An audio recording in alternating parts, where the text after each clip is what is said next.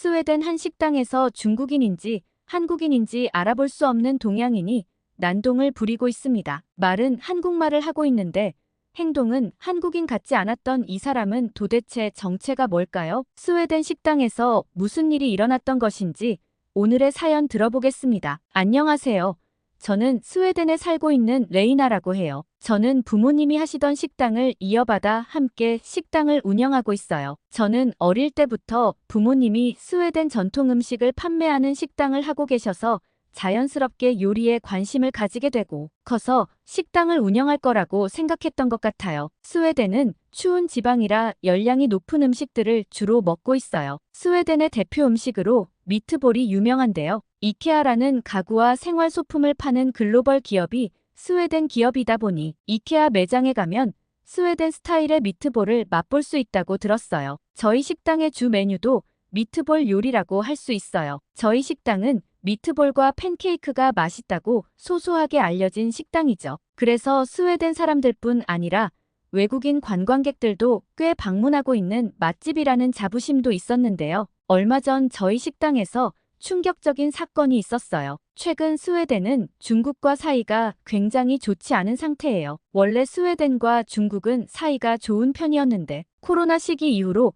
스웨덴에서는 중국 혐오가 심해지고 있어 식당에서도 중국 손님을 받지 않는 곳이 많아요. 중국인 손님이 식당에서 부른 행패 때문에 중국인은 식당에 들이지 않는 곳이 많은 상황이에요. 반면에 스웨덴에서는 한국은 굉장히 인기가 많아요. 한국에 대해서는 모두 우호적이고 한국인들이 스웨덴 식당에 오는 것은 언제나 두 팔 벌려 환영하고 있답니다. 하지만 문제는 중국인과 한국인이 비슷하게 생겨서 저희 스웨덴 사람들은 외모만으로 중국인과 한국인을 구별할 수 없어서 생기고 있어요. 저희 식당도 역시 중국인 손님들로 인해 피해를 보았기 때문에 중국인 입장 금지 팻말을 문에 붙여두고 중국인들에게는 음식을 팔지 않고 있는데요. 주문할 때 저를 불러서 옆에 세워놓고 메뉴판의 첫 페이지부터 끝 페이지까지 3번 정도를 넘겨본 다음에 메뉴를 정하는 것도 좀 피곤하긴 하지만 그럴 수 있다고 생각하고 참아 넘겼는데요. 주문한 메뉴를 가져다 주었더니 자기가 시킨 메뉴가 아니라며 음식을 테이블에 엎어버리는 중국 손님들도 있었어요. 스웨덴 음식 메뉴를 잘 몰라서 본인이 생각한 메뉴가 아니었는지는 모르겠지만 저희는 주문을 받은 메뉴를 제대로 요리해서 가져다 주었던 건데 흥분해서 소리를 지르면서 음식 접시를 테이블에 엎고 음식들을 바닥까지 다 쏟아지게 하면서 화를 내는 것은 정말 못 견디겠더라고요. 그런 일들을 겪고 나자 중국인 특유의 꼬릿꼬릿한 냄새도 더 참기 힘들었어요. 처음에는 별 생각이 없다가 불편한 일들이 계속 생기니까 중국 손님들을 받기 싫다고 생각을 했는데요. 다른 식당들도 중국인 입장 금지를 하는 곳들이 많다고 들어서 저희 식당도 결단을 내려 중국인 출입 금지 인쇄물을 식당 문에 붙여 놓았어요. 그러고 나니 중국인들이 식당에 오지 않아 별 문제 없이 평온한 날들을 보내고 있었는데요. 어느 날 중국인 같이 보이는 손님이 저희 식당에 들어오더라고요. 그래서 중국인 입장금지 표시를 보여주었더니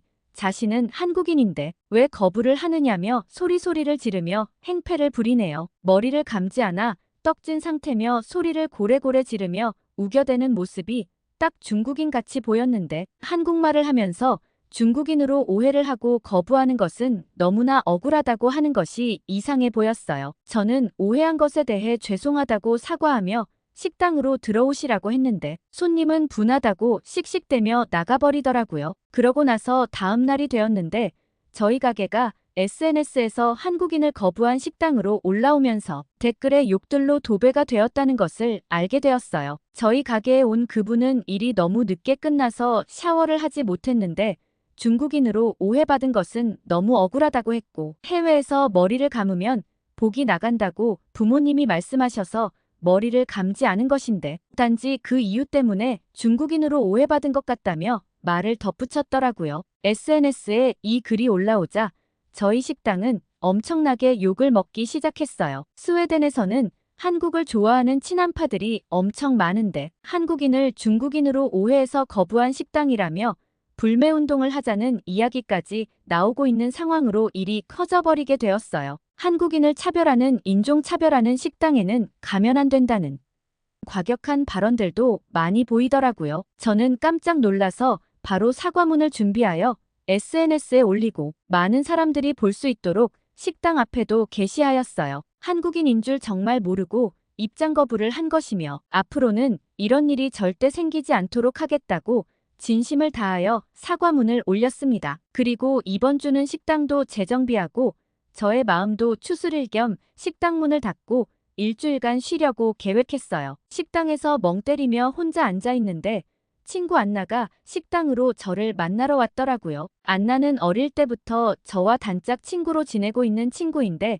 지금은 저희 식당 근처에서 빵집을 하고 있어요. 안나는 SNS에서 욕먹고 있는 식당이 있다고 해서 봤는데 그 식당이 저희 식당인 것을 알고 깜짝 놀라서 어떻게 된지 궁금해서 와봤다고 하더라고요. 안나는 자기네 빵집에서도 중국인을 거부하고 있지만 중국인은 딱 알아볼 수 있지 않느냐고 물어보았어요. 사실 한국 사람과 중국 사람은 외모는 비슷하지만 분위기가 완전 달라서 오해하기 어려운데 왜 그런 실수를 했냐며 안타까워 하더라고요. 저도 부모님의 식당을 도운 지 5년째라 이런 실수는 잘하지 않는다고 생각했는데 어떻게 이렇게 되었는지 모르겠다며 풀이 죽어서 이야기했어요. 사실 저도 처음에는 중국인과 한국인 그리고 일본인을 구분하기 어려웠어요. 생김새만 가지고 볼 때는 거의 비슷하게 생긴 것 같았거든요. 동양 사람들이 영국인과 프랑스인 그리고 스웨덴 사람을 구분하기 어려운 것처럼 세 나라의 사람들의 외모가 비슷해서 식당에 처음 나가기 시작했을 때는 저도 구분을 할 수가 없었는데요. 차차 중국인과 한국인을 구분하는 요령이 생기기 시작하더라고요. 그런데 느낌으로만 구분을 하다 보니 이런 실수를 하게 된 것 같아요. 앞으로는 더욱 주의 깊게 살펴봐야겠다고 친구 안나에게 이야기를 했어요. 안나는 자신의 빵집에 마침 한국에서 온 유학생이 파트타임으로 일을 하고 있으니 그 알바생에게 한국인과 중국인을 구분하는 방법을 자세히 물어보면 되겠다고 좋아하더라고요. 알바생이 학생이라 학교 공부 끝나고 저녁에 파트타임으로 일하러 온다고 하면서 저도 이번 주에 식당을 쉬니까 저녁에 시간을 낼 수 있지 않느냐며 이번 기회에 확실히 알아두면 실수할 일도 없고 좋은 방법이라며 자기도 같이 알아두어야겠다고 하네요. 저는 풀이 죽어 있다가 친구의 위로에 마음이 조금 풀리게 되었는데요. 생각해보니 이번 기회에 제대로 중국인과 한국인을 구분하는 법을 알아두면 이런 일이 생기지 않을 수 있을 것 같아 안나의 말대로 한국인 알바생에게 조언을 들으러 안나네 빵집으로 가보았어요. 안나네 빵집에 가보니 귀여운 얼굴에 싹싹한 인상의 여학생이 반갑게 인사를 하더라고요. 이 친구가 안나가 이야기한 한국인 유학생 알바생이구나 하고 생각하면서 안나를 찾아보았더니 잠깐 자리를 비웠는지 보이지가 않더라고요. 그래서 커피나 한 잔 마시며 기다려야겠다 싶어서 알바생에게 커피를 주문했어요. 알바생은 상냥하게 주문을 받고는 바로 커피를 만들기 시작했는데요. 옆에서 보니 손이 엄청 빠르더라고요. 그런데 다른 손님이 고른 빵을 계산해달라고 하자 바로 계산대로 와서 친절하게 계산을 해주네요. 계산을 끝내고 빵을 건네며 상냥하게 인사를 마치고 다시 커피 내려진 것을 담는 것을 보고는 저는 깜짝 놀랐어요. 한 사람이 도대체 몇 사람의 일을 하는 것인지 실수 없이 빠르게 일을 처리해내는 것을 보고 저희 식당에도 이런 알바생이 하나 와줬으면 하며 부러운 마음이 들더라고요. 알바생이 건네준 커피를 마시고 있었더니 안나가 빵집 문을 열고 들어오면서 저를 보고 왔냐고 인사를 하네요. 제 앞에 앉으며 알바생을 불러 저에게 소개를 해주었어요. 알바생은 저에게 와서 환하게 인사하면서 사장님 친구분인 줄 몰랐다고 하면서 이름은 나연이라고 잘 부탁드린다고 이야기했어요. 친구는 나연이에게 저희 가게에서 일어난 일을 간단히 말해주며 SNS 사과문까지 보여줬어요. 나연이는 SNS에 올라온 글과 댓글들을 꼼꼼히 보면서 뭔가 이상하다고 하더라고요. 한국 사람 중 해외에서 머리를 감으면 복이 나간다는 말을 하는 것을 들은 적이 없다고 하면서 아무래도 한국말을 할 줄 아는 중국인이 한국 사람인 척하면서 식당에 간 것 같다고 했어요. 나연이는 전에도 다른 식당에서 한국인이 중국인인 줄 알고 쫓겨난 일이 있었고 그 일로 SNS 테러를 받아 불매운동이 일어난 적이 있었다는 것을 들었다고 하면서 그때 더 충격적인 일은 쫓겨났던 사람이 사실은 중국 사람이었는데 한국말을 약간 할 줄 알아서 한국인인 척하고 식당에 들어가려고 했던 거였다면서 너무 충격적인 사건이라 기억을 하고 있다고 했어요. 그 일이 있고 나서 중국인과 한국인을 구별하는 방법이 SNS에 인기 게시물에 올라왔던 것이 기억난다고 하면서 오늘 근무 끝나고 찾아서 보내주겠다고 하더라고요. 집에서 저녁을 먹고 쉬고 있는데 나연이한테 메시지로 연락이 왔어요. 아까 이야기한 중국인과 한국인 구별하는 법 찾았으니 참고하시고 다른 도움이 필요하면 말씀하시라고 예의 바르게 써서 보냈더라고요. 나연이가 보내준 글을 읽어보니 저도 중국인 손님을 받을 때 느꼈던 것들이 그대로 나와 있더라고요. 지금 스웨덴에서 핫한 중국인과 한국인 구별법 중 첫 번째는 메뉴판을 받는 방식을 보면 된다는 건데요. 중국인들은 처음에 자리에 앉을 때부터 식당 직원을 부르고 메뉴를 고른다고 해요. 식당 직원이 앞에 서서 기다리는 동안에 메뉴를 처음부터 끝까지 모두 다 확인하고 메뉴에 있는 음식들 중 어느 것이 맛있는지 물어보기도 하면서 오랫동안 붙들어 두고 메뉴를 고르는 편이라고 하는데요. 한국인들은 메뉴를 모두 다 고르고 식당 직원을 부른다고 하네요. 음료까지 모두 결정을 하고 주문을 위해서 직원을 부르고 혹시 음식을 고르는 중에 직원이 옆에 서 있다면 빨리 골라야 한다는 부담감에 급하게 아무거나 정하는 경우도 있다고 하더라고요. 아니면 메뉴를 고르고 이야기할 테니 다른 일을 보고 있으라고 하기도 한다고 하네요. 한국인들은 메뉴를 다 정한 다음 직원을 부르고 막힘없이 메뉴를 착착 주문하는 특징이 있다고 해요. 한국인들은 그 음식점에 처음 와서 뭘 먹을지 결정하기 어렵다면 그 식당 대표 음식을 주문하는 경우가 많은데 중국인들은 그냥 자기 입맛에 맞아 보이는 것을 주문하는 경우가 많다고 하네요. 음식이 나오면 한국 사람들은 테이블 위에 자리를 만들기 위해 접시를 치워주는 경우가 많고 다 먹고 식당을 나올 때 먹은 접시를 직접 치워야 하는지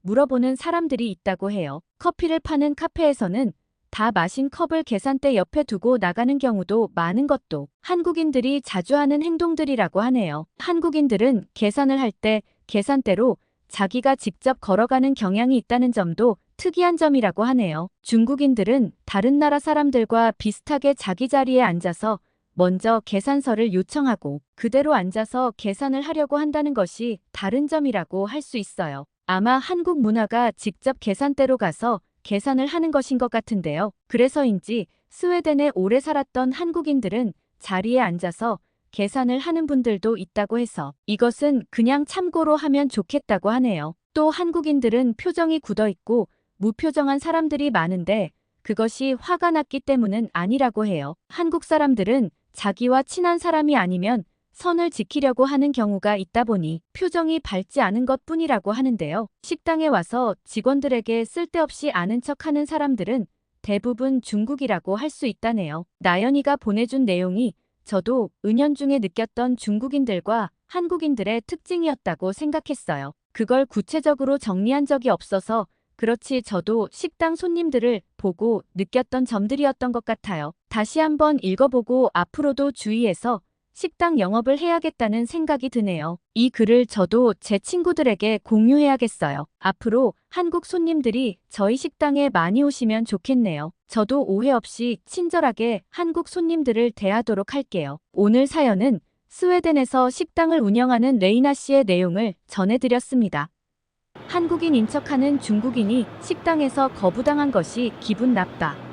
SNS에 한국인을 쫓아내는 식당이라고 올려서 식당 불매 운동까지 갈 뻔한 것은 충격적인데요.